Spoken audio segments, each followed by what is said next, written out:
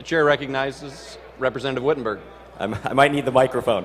Thank you, Mr. Speaker. May I speak to the entire package? Yes, sir. Thank you. Let me start off by saying that I'm not opposed to the idea of an early warning system. I actually think the idea has potential. The problem, however, is how these bills tackle that idea. For me, it's simple. I believe we should be offering solutions for struggling schools instead of merely highlighting their problems. And we've tried working with my colleagues on the other side of the aisle on some of these solutions.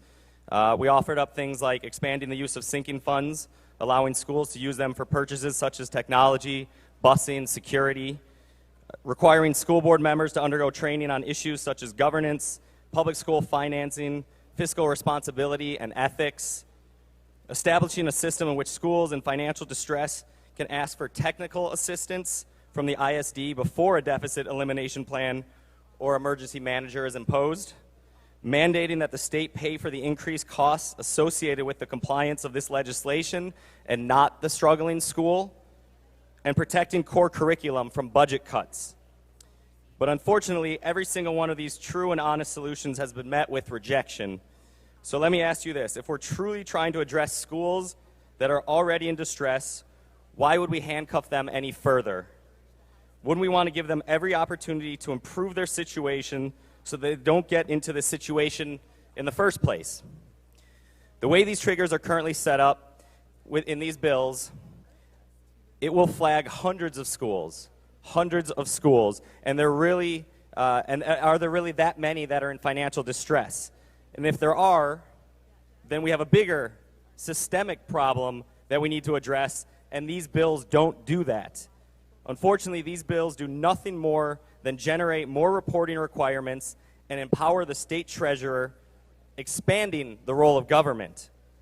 And I'm surprised to see this offered by my Republican colleagues, a big government solution when there are private, proven tools that exist in the private sector. In committee, we heard testimony from companies who were able to predict with up to 97% accuracy if a school will be in financial distress in the next 3 years. And they're able to gather this information without having to go to the district directly and ask for additional reports. This is something Treasury is not able to do.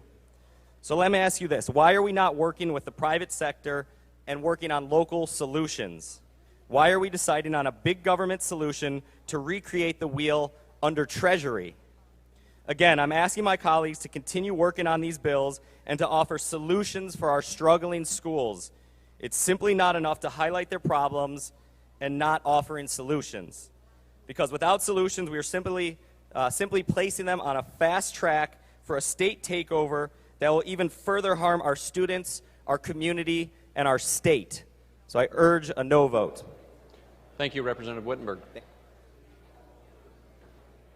Mr. Speaker, on the question of final passage of House Bill 4325, there are 60 aye votes and 49 nay votes. A majority of the members elected and serving having voted therefore, the bill is passed.